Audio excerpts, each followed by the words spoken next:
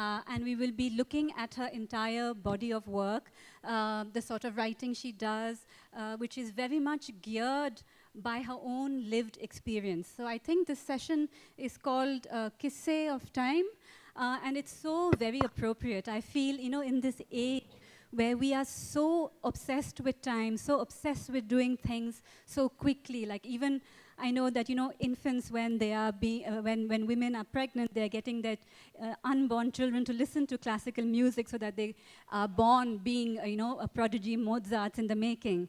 And of course, all of us are guilty of sending our children when yet toddlers to learn mathematics or languages much too early in our, eagerness to sort of fool time. But Rana is the opposite. We are often, as writers, questioned about this. We both started our careers rather later in life. But I feel that Rana, since what she writes about is as much part of her as she has shaped her writing. Her writings are very much an extension of who she is, the places she has lived in, the sort of culture she has grown up in. And so both these things are so integrally part of who she is that nothing would have been possible earlier than when she did start writing, because she started at exactly the right time when she had the wisdom, she had the knowledge, she had just the traveled wisdom of having traveled in so many places. So my first question to you, Rana, is a little bit about your childhood, because you have talked to me at length about it, how your upbringing in a certain culture, in a certain society, very much shaped what you have become as an adult woman and as a writer. I was, first of all, thank you to Bangalore Lit Fest for inviting me, and thank you to Bangalore Lit Fest, and thank you all the lovely people who've come here in the afternoon. And thanks a lot, Ira, for this. And I always say that I am what I am because I grew up in Nehru's India. I grew up in the 60s. I was born in the 50s. I grew up in the 60s.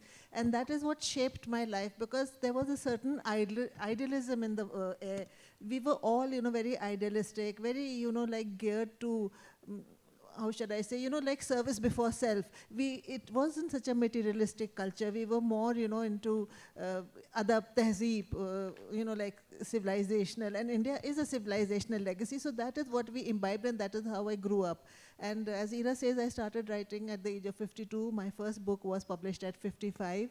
And by that time, I had so many diverse interests that I started writing about diverse things. So I didn't specialize in any one topic, though monuments are my love. But I have been writing over so many things because, that's how I am. I am interested in cooking, I'm interested in monuments, I'm interested in, anything heritage, tangible or intangible. And one of the first written works that you began, I know you had a Twitter account on Shire, on poetry, but one of your first written works has been translations. You have been very interested, because you read and write Urdu, in getting accounts written in Urdu out to a wider audience. As many of you will know, we are very much disenfranchised from our languages in India, and in the north, very few of us read Persian, Urdu, much less Persian. And many of these accounts are incredibly useful testimonies for us as citizens to learn about how times were in the past. And some of your translations, I was rereading Dastan-e-Ghadar, around the uprising of 1857, written by Zahir Dehlvi, a first-hand witness account. And it's been really absolutely instrumental in shaping the way Delhiites now can think about the uprising with a bit of distance and through these translations. So how did you come across them, and what was your journey in the translation world? I came across this work actually in Dalrymple's book, The Last Mughal, where he says there's this wonderful book called Dastan-e-Ghadar, which has not been translated so far. I had never done any translation in my life, but I had studied once in a college, which was, I did my intermediate in a Hindi medium college. And so while the teacher would speak, I would be taking simultaneous notes in English. So that was my only experience of translation. When I just got into it, I think I was at a point where I was, I thought if it doesn't work out, it doesn't.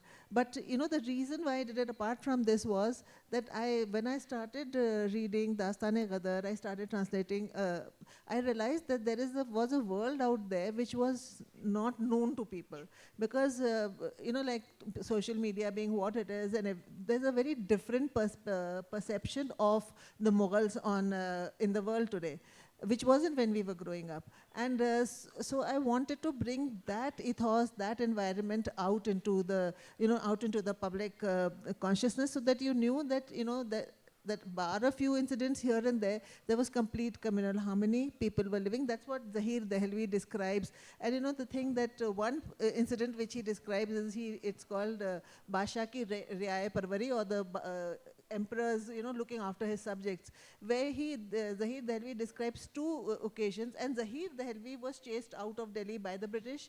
He had to keep running throughout his life. He ended up in Lahore, where he died, and so he wrote the book just before that, when he reached Lahore. So he had no reason to praise the emperor. In fact, he had more reason to praise the British, because he was living in British times. But when he talks about it, he says that there was this one occasion when he's sitting in his Jharoka Darshan, the Basha, and he sees there's a group of people who have put their tent on the land where now you have the MG Road, but it used to be the Jamna, and in Delhi. And he asks his wazir, what is that? And they say that, like these are the butchers, and they've been told by the British to leave the walled city, which is Old Delhi now. So he says, okay, put my tent there also. And then when the British commander comes and he says, what are you doing? He says, I will stay where my people. I cannot be separated from my people. A few months later, the same thing happens. He sees another group of people living in tents, and he asks, who are they? They said, these are the Ghosis, the people who look after cows and cattle, and that they've been told by the British to leave the city and go, because in both cases it was that you create muck. So he again said, you cannot separate the nail from the flesh. And when after he tells that British Kiledar, the resident, he says, once I am dead, you can do what you want, but as long as I am there, my people will be with me. And though Zahir Dehlvi doesn't mention it, it's very obvious what the religion of the butchers was and what the religion of the Ghosis would be. Yeah. And this, he says, is how the emperor ruled. So, things like this is something we have forgotten about. Or that on Diwali in the Qila, there would be, Neelkant, they would release a Neelkant, there would be, diyas would be lit up. And, I don't know about South, but in the north of North India, while I was growing up, we all had these mud houses which would be built during Diwali, and, sweet candies which would be distributed in the shapes of animals and stars and flowers. And so all that was distributed to the young girls and boys in the Red Fort. So, these are communal harmony, the images of harmony which I grew up hearing, or grew up living actually. And then I read this and I realized that, these need to be put out there. And I know that you are very fond of the figure of Bahadur Shah Zafar.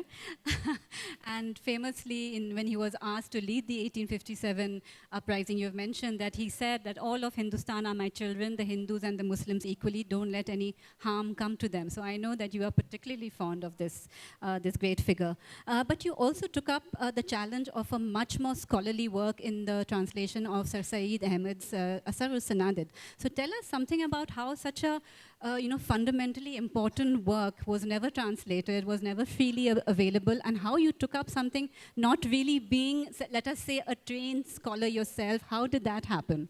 When I was writing my Delhi trilogy, I was consulting two Urdu books. And in fact, it's because I was consulting Urdu books that shaped my consciousness also. Urdu poetry is something I grew up with. My mother used to quote a lot of Urdu and English poetry. So we grew up with, verses, apt verses for different occasions. So when I was writing the first book, Where Stones Speak, and at that time, I came across these two Urdu books. The one was Asar-ul-Sanadid by Sir Syed Ahmad Khan, and the other was called Waqiyat-e Darul Hukumat-e Delhi by Bashiruddin Ahmad. These were both written, Sir Syed Ahmad Khan wrote in 1847 and Bashiruddin Ahmad wrote in 1919. So without a reference to that, I could not write about monuments, because I wanted to trace the history through the years. And I started translating quite a bit of it. So I realized that I've already translated quite a bit of Asar-ul-Sanadid's edition 2. And so I decided to let me finish. Nobody's translated it, let me do it. It had been done, but in abbreviated form by somebody else before that. So when I was doing it, and then I said, let me compare it. At that time, I read an article where I realized that there's an edition 1 also. And edition 1 was not in print. So that I somehow managed to get a PDF of I was helped by Rekhta Foundation. And after I got that, and then I realized that the edition 1 is like the way I write, very chatty, full of anecdotes, and like you're addressing people as if you're talking to them personally. So then I decided to, like do a comparison between the two. And I was doing that, and it was halfway through when I met Narayani Gupta ma'am, and she said, nobody's going to do it after this, but you may as well do it both separately. So then that's how it all happened. It all happened very organically, and the monument there in the book 2 is very easy to translate. It's all about monuments, which I knew very well all about. Book 1 had a lot of, it was very difficult because there was one chapter on it called Delhi or Delhi ke Log, the people of Delhi and Delhi. So that was in very Persianized Urdu, and which was a little beyond me. So I used to take a lot of help. Professor Shamsur Rahman Faruqi, I would be, WhatsApping him daily. He would be calling me. I also... Could you ask them to keep a little quiet outside? There's a lot of... Thank you. Oh, you can't hear me. Oh, sorry. So I had a lot of help from Professor Shamsur Rahman Faruqi Saab, and from another friend of mine, Ajmal Siddiqui. So, like those were that was the tough part, the edition 1. And, like the honorifics in that would go on for pages. And it did not, Urdu does not have, Farsi does not have punctuation normally. You're supposed to know where to stop and where to start.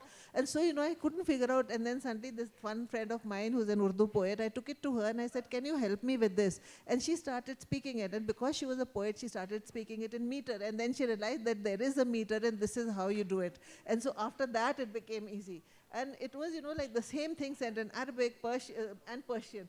And it was tough, but it took me 5 years, but it's something that I'm very, something that I'm very proud of. Today morning, I got a message from a professor in Oxford who said that she's teaching this for her session on how to write about buildings. Wonderful, and it's still a document that is absolutely invaluable because even now when I go around Delhi or if I'm conducting any heritage walk, I use this translation to compare how things have changed in these 150 or so years. So really amazing work.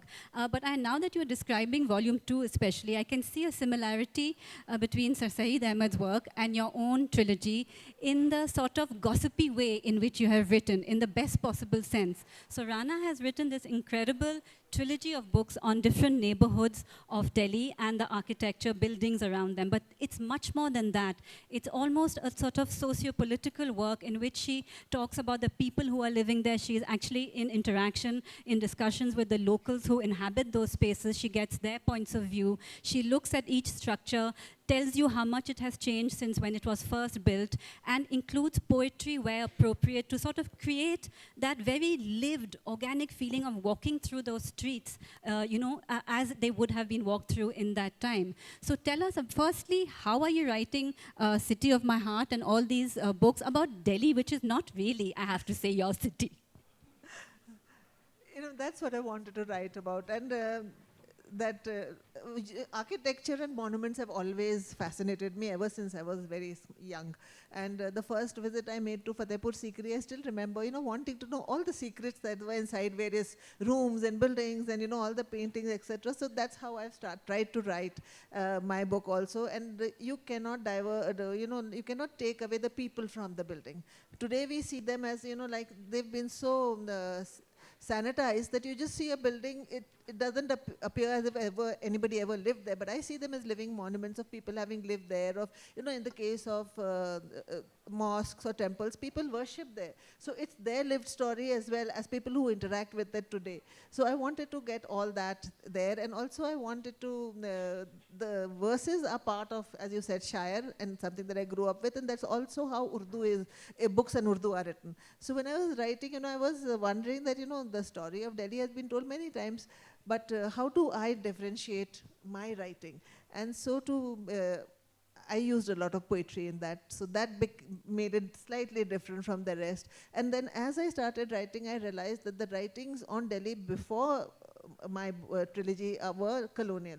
And so their emphasis was obviously on the colonial buildings, on, like if they keep talking of 1857 and this is where so-and-so was martyred. So they're obviously talking, like it's being written from the British point of view. But when I wrote it, then I wrote it from our point of view. So that I think is a very, very important aspect of the work that I do, that I try to bring out the sacrifices of the local people of Old Delhi in 1857.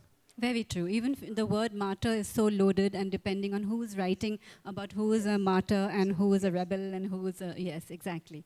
A fascinating bit is also on the recipes, a section on recipes and food culture, because Rana Safvi is an enthusiast, a foodie, an excellent cook, and knows a great deal about the food culture of different regions of India. So she has, included a fascinating section on recipes, and she tells us, amongst many other things, that after the uprising, all the great trained Mughal chefs, rakabdars of the court of Delhi had no more patrons, and they were suddenly left without any way of earning a living. So they went onto the streets of Old Delhi and set up little food stalls, which explains why Delhi chaat is so excellent even today. Tell us some of your favorite anecdotes about the food that you found about Shah Jahanabad. Food is something I'm very fond of, which you can obviously see. And I love cooking also. So, and learning the history of food also has been part of my work right from the beginning. Even when I wasn't writing, I used to be very interested in why is this particular thing used, and then you get to know the combination, that if it is something is hard to digest, you'll use ginger in it, etc., etc. So these are points. Now to come back to your question on my favorite story, I was approached by Netflix to they made a film called Street Food. So it's a series of street foods in 3 different cities. One of them is Delhi. And for Delhi, they wanted me to talk about its history. And they wrote to me and they said that, why don't you identify a couple of people whom, we can talk about and showcase. So there's this one kebab seller, Sikh kebab seller, who sits in a little hole in the wall of a mosque in Chitli Kebab. And I went to him, and I love his kebabs. So I went to him and I said, Babu Bhai, there's this film and all, and we would like you to be interviewed. He said, you want to take photos? You can come and take photos. I don't have time to be interviewed. So I said, Babu Bhai, this will come in America, it will come in Hollywood. And he said it in Urdu, but I'll repeat it in English because he said, it doesn't matter where it comes, I don't have time. So, that is my favorite story, that, somebody refusing who to come on Netflix because he said, I don't have time. And, he is such a person that, and there's a huge line to eat his kebabs. And he will give, the first person who comes is the first person who will be served. It's never that you've come in a rickshaw or you've come in a car so you can bypass. He will, make sure that everybody gets whatever. So he's my favorite as far as street food goes. And I go to him very often. Fascinating. That's a lovely story. I also love the section on Ghalib, because Ghalib is a famous resident of Old Delhi, Shah Jahanabad. And you tell us a bit about his food habits, and you say that towards the end of his life, he lost his appetite.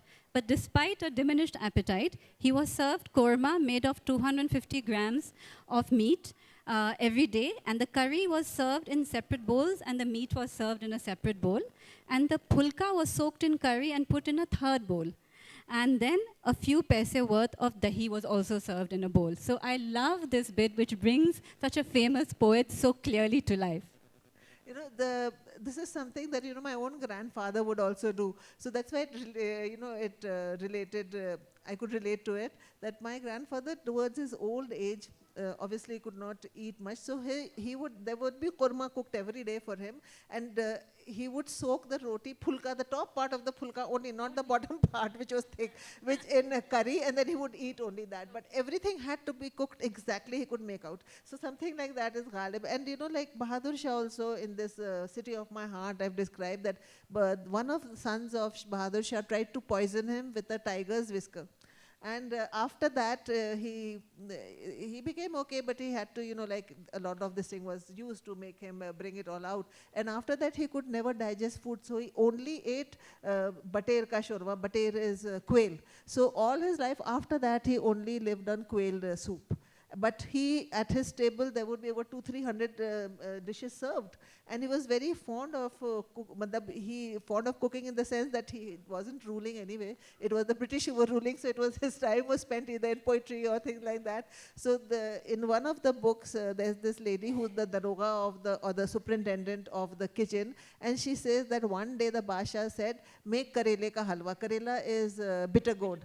And to my, I'm very upset about that she doesn't give the recipe of the karela ka halwa, but she talks that the Basha gave us the recipe for karela ka halwa and said, you make that. So, these were people who were also multidimensional. We see them only as, like Ghalib, we think of him only as a poet, but Ghalib was a very, very, popular person in the town. He was, he was a very great wit also. And all this comes out through his letters, more than his poetry, it comes out through his letters, some of which I've tried to use.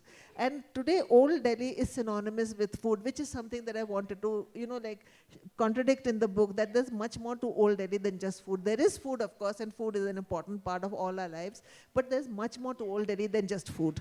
And you've brought that out with the poetry, the language, all of that. It really comes out. But I wanted to also talk about another book that you wrote later, A Saint, a Folktale and Other Stories. So you have, in this book, chosen to write about much less, the monuments which are far less known in India, far away from the Taj Mahal, Qutub Minar, and all the monuments we know about. So what kind of criteria did you choose when you went out looking for unknown monuments, and what were the monuments which really marked you personally? That was the time I was writing a column for The Hindu.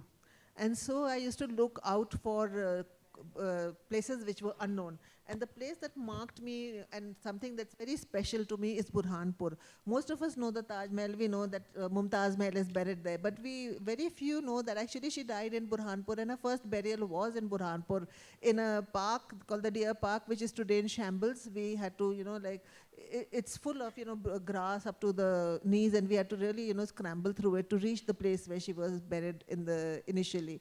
And to me, that seemed, because when you read Basha Nama, then Shah Jahan used to go there every Friday. He would sit and cry there at that grave. For 6 months, she was in that grave. And for the first 1 or 2 months, Shah Jahan was there because he was grieving for his wife. So, I found that so poignant, and something that the reason, and I always feel that the reason why Burhanpur lost out on the Taj Mahal was because of logistics, because it was difficult to carry marble all the way from Rajasthan to Burhanpur. Secondly, the soil of the Tapti was not conducive to building such a huge building as he wanted to build. So this is something that is very close to my heart. No, and it continues to fascinate me. Recently we were on a trip together and we went to visit Khusro Bagh. And so little is known about it, so little is known in Allahabad. We don't make a big deal about it. But there's actually a beautiful, beautiful tomb built by Jahangir's daughter. She built it for herself. She built her brother Khusro's tomb as well. And we don't talk enough. I had no clue about this. And you took us there and, had the tomb opened up so we could admire the unbelievably beautiful frescoes and wall paintings. So, every place that I go to, I try and see the local monuments. And I see the monuments beyond the obvious ones. So, like, for example, I went to Udaipur last year. And after seeing the city palace, etc., those are famous monuments. Then I hired a rickshawala. And that's what I've done for my books on Delhi also. I would hire a rickshawala and say, take me to whichever place you think is, take me to old mandirs and old masjids and old houses. So in Udaipur also, I told this rickshawala, I said, take me to the old buildings here, which are not on the tourist map. And so then he took me to various places, some of them which I've written about on my blog, some of which, are still waiting to be written about. But I post a lot on my Instagram or wherever I go. So I make it a point to look beyond the obvious, because when you go to, like when I came to Bangalore I had come for this thing on New India Foundation. I'm on the jury for translators.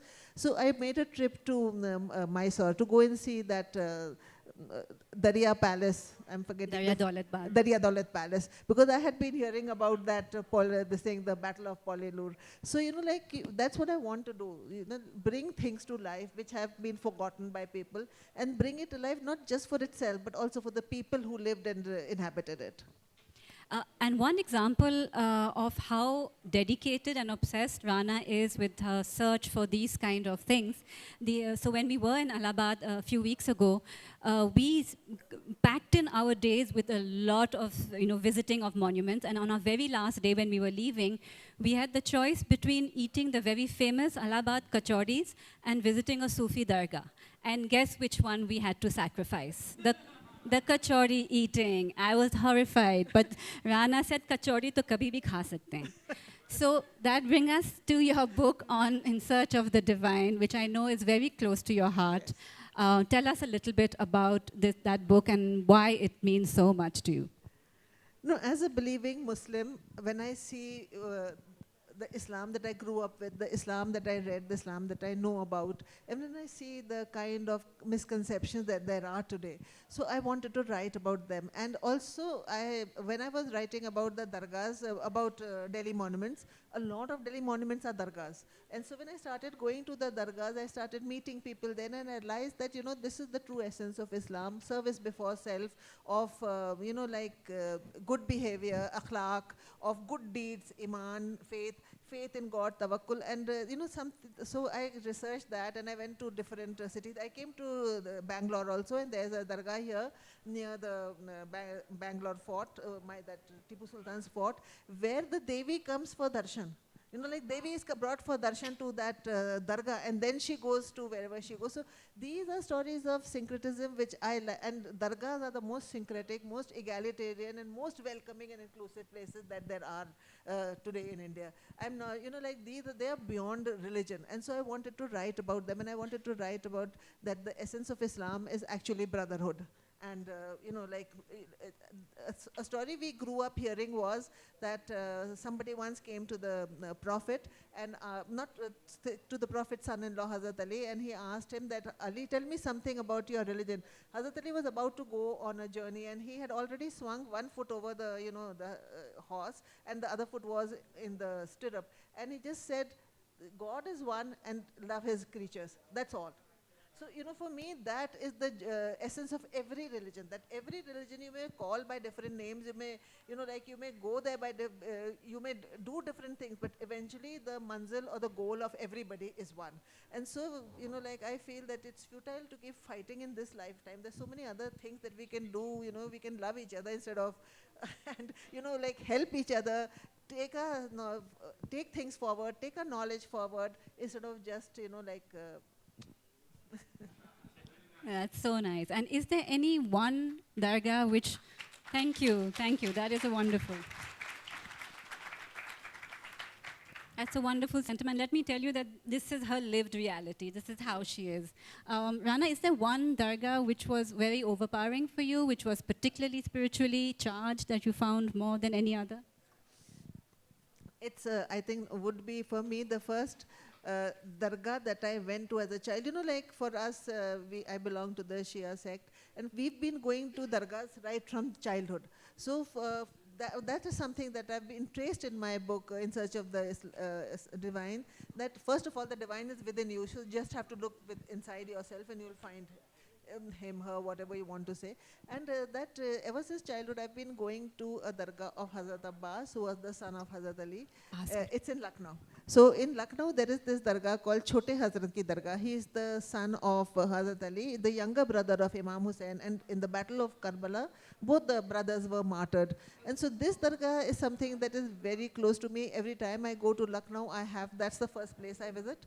And I will go there and do whatever I have to do over there. And it's something I've been going to from childhood. And one thing that I would like to mention was that while I was writing the book on In Search of the Divine, I, kept the phrase tawakkul kept coming up. Tawakkul means faith in God, faith in divine, whichever God you pray to, faith in that. So I am very scared of air travel. And, for me, I would rather go by train, but now trains also have become a little dicey, so now I prefer, to go by flights. But every time I sit on a flight, I'm always a little scared. We came back by train from Allahabad. Yes, Ira knows that, so whenever we are going together, I always try to convince her, let's go by train. So anyway, after writing this book, I gained a little bit more of, as they say, tawakkul. And one day my son told me, he said, Amma, for somebody so religious, why are you scared? Just leave it to him. And so after that, I am still scared, but I don't have that kind of paralyzing fear anymore. But that little bit of this thing is there, but I think that's natural. But I have complete faith. Okay, whatever has to happen will happen, so I don't have to worry about it. He's in charge. So finally, Rana, we come to your newest book, a work of fiction. After writing so much history, translation, scholarly books, you have written Firestorm in Paradise, which is your first historical fiction work. So tell us a little bit about how you plunged into these dangerous waters and decided to go for historical fiction. So my translations, when I was translating that, as I said earlier, it opened a world out to me, something which was not aware, because when you see social media, you don't even realize that there was this kind of world that was around us, or the past 20 years or so. So there were so many other books which I've listed in that, and there are about 19 books in Urdu which talk about a Delhi of that time. So it was difficult for me to translate everything. So I thought I'll put it all in a story, in a historical fiction, and create a couple. So the book is based on historical accounts, but there's a love story in that to take the story forward. So that was one of my main reasons. Also, it was during COVID. I started writing it during COVID when I could not physically go out to. And all my works are based on field research, so I could not physically go out. So I thought I would, write something from the books that I've imbibed. And I'm so happy to see Ambar sitting here. He was my editor for Dastane-Gadar and then my agent for A Firestorm in Paradise. And both of them, we kept, a lot of brainstorming went on between us for the Firestorm. And you've included so many beautiful elements that you've taken from your historical research and included it, as like in the clothes. I know you've put in a lot of details about what the women were wearing, what kind of clothes, what kind of color on particular days, the food as well, again, of course, what kind of food was being eaten. So it is, of course, a work of fiction, but it brings that 1857 work very much alive because it is backed by all of this research. But can I say something that I hope you don't mind, but knowing you for so long, I found that there were quite a few, highly charged sexual scenes as well, which I did not expect. So please buy the book. How did that come about? And I have to tell you that she was quite shy about translating the phrase opening the drawstrings. So tell us all about that. So, when I was writing this, the first reader that I had, I have grown up on a lot of Georgette Hare, Mills and Boons. So but the Mills and Boons that I used to read were the gentler ones with a lot of humor. And I've used the humor of Georgette Hare in the book, at least tried to. I've used, for me, the Red Fort is a character in the book, but that is something that goes back to the Victoria Holds I used to read. But if I write a love story, there has to be some love in it also. And so that was. I've tried to be as elegant about everything as I could, because I am not very. I didn't want to write very explicit sex scenes, but there obviously has to be some scenes on love making. So there are 2 marriages taking place in that book. So I had Farooqi Saab's.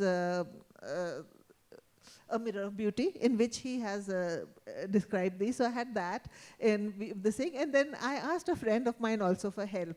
So she helped me with framing some of the, then I would, I wrote it down in my words, of course. And also, when the first reader of my book was my youngest sister. I sent it to her, the draft, and this was before I had, sent it to anybody else. She read the book and she said, the book is very good, but it's about a love story. Where's the romance? So I said, how do we bring in romance? I said, she's locked up inside the Red Fort. She's a princess. He's outside.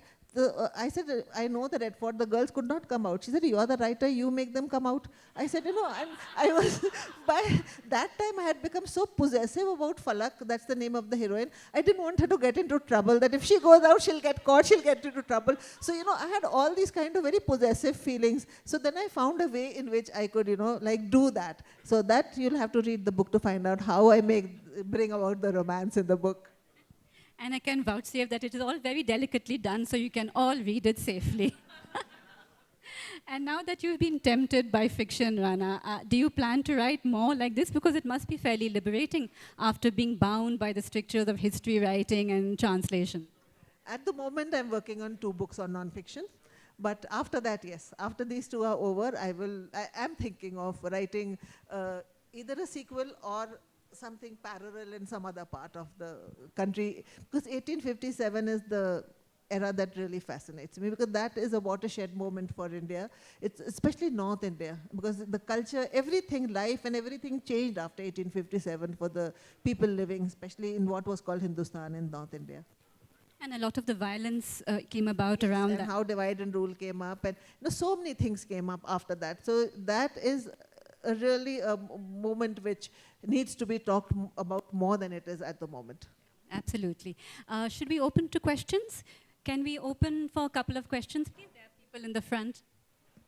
Thank you, Rana, for such a lovely window into your mind and your work. In fact, on a lighter note, Ghalib once wrote that ये हमने माना कि दिल्ली में रहें मगर खाएंगे क्या? So he answered that question. I used to be always curious what he used to eat. But on a more serious note, or maybe very serious note, there's this whole campaign that has started. You just said that dargahs were the most secular places and most syncretic and inclusive places. And I've seen that with my own eyes. For example, the Ajmer Khwaja Moinuddin Chishti's dargah, right? So my mom's Masi used to live there, and when we landed in Ajmer, very childhood, the first place they took us to was the dargah, right? So I think this still happens at the masses, grassroots level, but there's this whole campaign of finding Shivalaya or some sort of temple behind or below any mosque. It started mosque, like Babri Mosque, first, the prime example. Then it's going on and on. I think maybe sometimes I think that the verdict that court gave was a mistake in hindsight, and this opened the Pandora's box. Now the Places of Worship Act is under question and all that. So where will it stop, and what's your take on it? I'll quote you a verse by Jigar Muradabadi. I'll read the Urdu first and I'll then translate it in English. उनका जो काम है अहले सियासत जाने अपना पैगाम है मोहब्बत जहाँ तक पहुँचे. The politicians know their work. My message is love wherever it reaches. So that's all I'd like to say to that.